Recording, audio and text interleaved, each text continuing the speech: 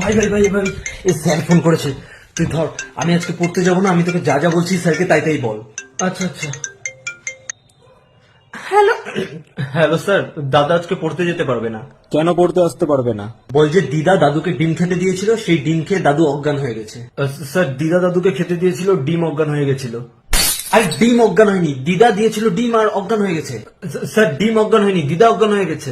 আরে দিদা অজ্ঞান হয়নি, দাদু অজ্ঞান হয়ে গেছিল, দিদা দিয়েছিল ডিম সেটা খেয়ে।